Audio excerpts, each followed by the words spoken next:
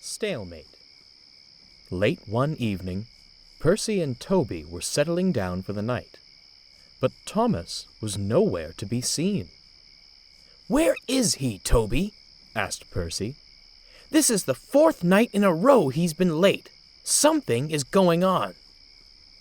"Oh, don't start," muttered Toby. "I will start.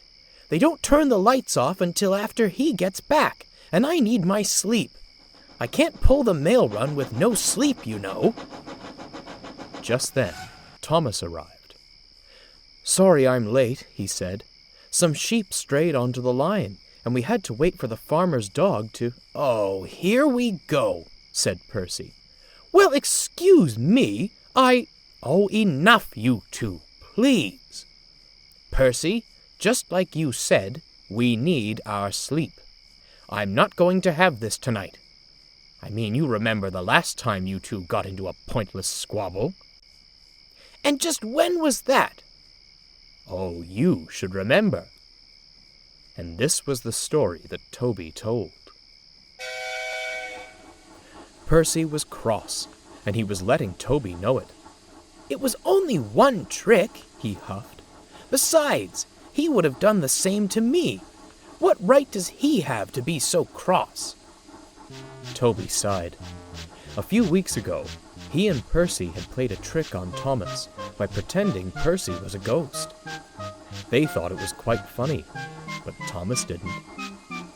"You can't stay cross with him forever," he said. "Well, he's doing it," fumed Percy, "so I will too." And he wheeshed away.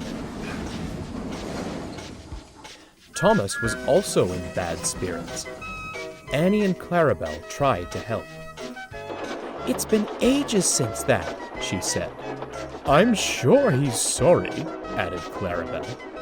"I don't care," hissed Thomas. "If he wants to act silly and play tricks, then so be it. I won't be part of it." And he kept bucketing along. Come on, he grumbled. But Annie and Clarabelle didn't feel like singing. Percy had to sort trains at the big station that day. He didn't mind it one bit. The coaches were smooth, and even the trucks came along when he wanted them to. He was enjoying himself until... Percy frowned. He knew that whistle. When he looked, he saw Thomas pulling into the platform. He looked very cross when he saw Percy. "Hello," huffed Thomas. "Hello yourself," Percy snorted. Thomas glared and surveyed Percy's trucks. "What are those for, then?" he said. "Another silly trick of yours?" "No," replied Percy bluntly. "They're for Henry's goods." "Oh," said Thomas dismissively. "I'd hate to be Henry, then. You've probably made them cross." "I haven't!" Just then the guard's whistle sounded. "Can't talk now," said Thomas. "Must keep to time." And with a whistle, he clattered out of the station. Percy was indignant. "Well, I never," he said. "He swanks in here and speaks to me like that? Well, next time I won't speak to him at all." And he didn't. When Percy next saw Thomas, he left his trucks to find some coaches. When Thomas next saw Percy, he rushed off as soon as the people boarded. Neither engine looked at each other. This went on all afternoon. Later that day, Percy was arranging a slow goods for James. He was still thinking about Thomas. Stick in the mud, he huffed as he bustled about. The goods platform was on the other side of the station. Percy had to weave across the line to reach it. He had to take care not to block an engine's way. Usually, he remembered to, but he was so cross that he forgot to be careful. He backed off his trucks and ran round to fetch more. Thomas was on his way with some passengers. He wasn't looking forward to seeing Percy again. He rounded the bend and drew nearer to the platform. At last, Percy found his trucks and hurried to add them to the train. Thomas looked up and gasped. "Beep, beep, beep, beep, beep! Stop! Stop!" "Oh, horrors!" wailed Percy as he slammed on his brakes. The two engines did stop, buffer to buffer, face to face. Thomas stared crossly at Percy. "You're in my way," he hissed. "You're in mine," retorted Percy. "This is my platform.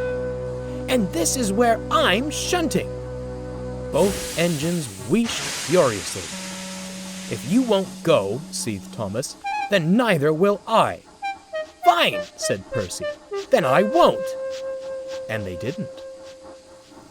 Sir Topham Hatt was sorting papers at his desk when he heard the commotion. A station master burst through the door, red in the face. There's a disturbance, sir," he wheezed. "Thomas and Percy are blocking the line. The other engines can't get through." Sir Topham Hatt stood up. "Are they now?" he bellowed. "We'll see about that." And he strode over to his coat rack. The station was in uproar. Passengers were complaining, engines were whistling, and Percy and Thomas refused to move. Their drivers tried all they could, but nothing worked. Everyone was miserable. "What is the meaning of this?" boomed a voice. The two engines gulped. There on the platform was Sir Topham Hatt. He walked over until he stood right between them. "Thomas and Percy," he said, "explain yourselves at once." Thomas stammered. He played a trick on me, sir. He made me look silly." Sir Topham Hatt stared. "Yes," he said, "I heard all about the ghost several weeks ago." "But he hasn't let it go, sir," said Percy. "He's been cross with me ever since." "Well, cross or not," Sir Topham Hatt cut in, "this stalemate you've stirred up must stop. You are causing delay." Then he stepped back and pointed sharply to the yard. "Now, Percy," he thundered, "move out of Thomas's way." Percy flushed and quickly did so.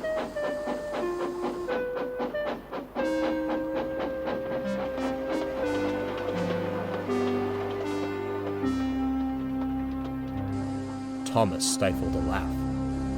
"And as for you," snapped Sir Topham Hatt, "I'll hear no more of this ghost grudge from you. Understood?" Thomas looked ashamed. "Yes, sir," he sighed at last. He had felt rather foolish about the whole thing. "And that," finished Toby, "is that." "That was silly of me to stay cross with you," said Thomas. "It didn't do good for anyone." "I was silly too," replied Percy. "I should have said sorry sooner." "Never mind that," laughed Toby. "You've made up now, and that's what's important." Thomas couldn't help but smile too. "You know," he said, "I must admit, the ghost trick was clever." And the three friends shared laughs for the rest of the night, until they went happily to sleep.